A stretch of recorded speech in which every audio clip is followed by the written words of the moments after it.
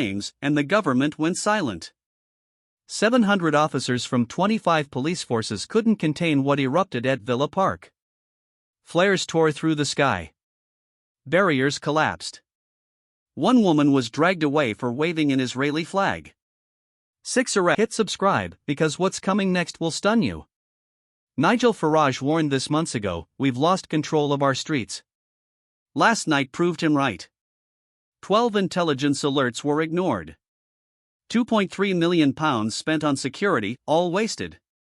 While Birmingham burned, the Home Secretary attended a gala. The Deputy Prime Minister was unreachable. Downing Street stayed silent for 9 long hours. When they finally responded, it was 40 seconds of empty words, no plan, no leadership, no accountability. The numbers speak for themselves. 68% of Britons now believe the government has lost control. Only 17% still trust the police. The rest? They trust no one. Farage didn't wait for spin. He went live. "This isn't leadership," he said. "It's surrender, played in slow motion." That clip hit 3 million views in 2 hours. Westminster called it divisive. The public called it truth. Britain gave the world football, now it can't even secure its own stadiums. Warnings were ignored. Reports were buried. Streets erupted, and officials called it manageable. But here's the truth: the system didn't collapse, it froze. Power without action isn't government, it's theater. And the curtain just dropped. OU to see, GDP down 0.4% this quarter. Police recruitment up 19%, yet street violence up 22%. 41,000 asylum claims in 3 months. Officer overtime up 68%. Patrol coverage down 30%. That's not safety, Farage said. That's collapse by design. Starmer's camp called him dangerous. The opposition called him divisive. But outside Westminster, people used one word: right. Every hour of government silence made Farage's voice louder. Every delay made him look prophetic. He turned outrage into momentum. Not for power, but for control. And control, once lost, never returns quietly.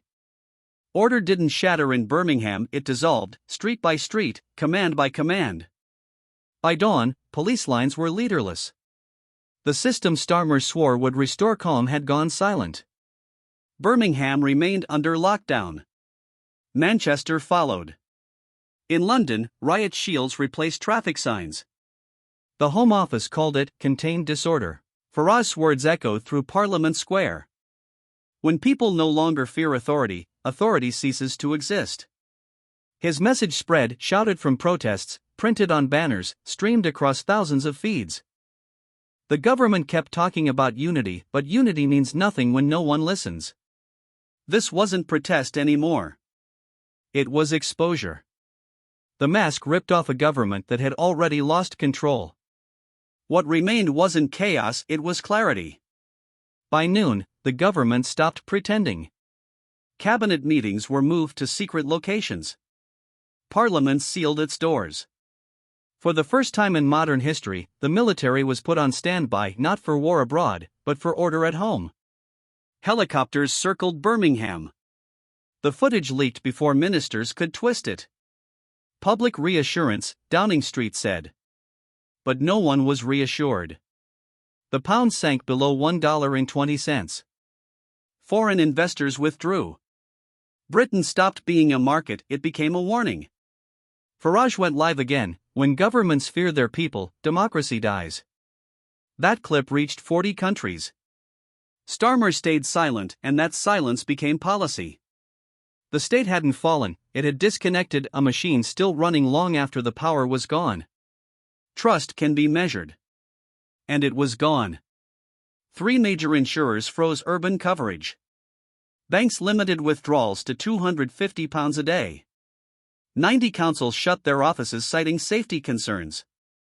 72% of Britons said they no longer believe official statements. 43% of officers said they'd refuse protest orders. Leadership became performance. Committees replaced courage. Every speech rehearsed, every apology recycled. The word reform appeared 19 times in press releases, none meant anything. Farage's broadcast cut through the noise: you can't govern what you don't understand. 6 words. One truth. It became the most replayed clip since lockdown. Foreign outlets called it the British fracture. At home, people stopped asking when it would end and started asking what would remain. Power didn't disappear, it drifted away from offices and titles, back to the streets that once gave it meaning. And the streets had stopped listening. Westminster reopened under floodlights and armed guards. Soldiers now defended democracy from its own citizens. Starmer entered to applause from a half-empty chamber. Outside, boos drowned the national anthem. The Prime Minister promised strength through order. Farage called it panic through weakness. He demanded a full inquiry into Birmingham, and this time, both sides agreed. Even Labour backbenchers whispered, loss of control.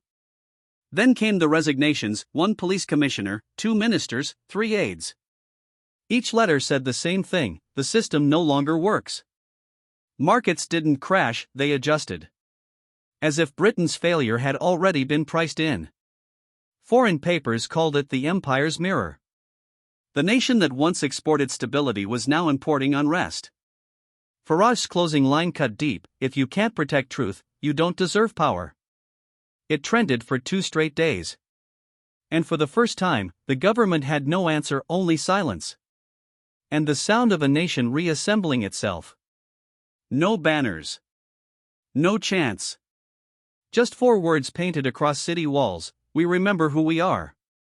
In Manchester, veterans stood beside nurses. In London, teenagers carried candles across Westminster Bridge. Across the country, a quiet reckoning spread, the kind no police order can suppress.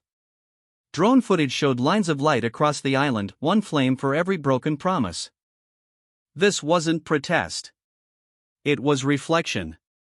A country seeing itself clearly for the first time in years. Even Farage went silent. Something had shifted. Outrage had become awakening. No speeches now, only resolve. No parties, only people. The question wasn't who would lead, but who would still follow.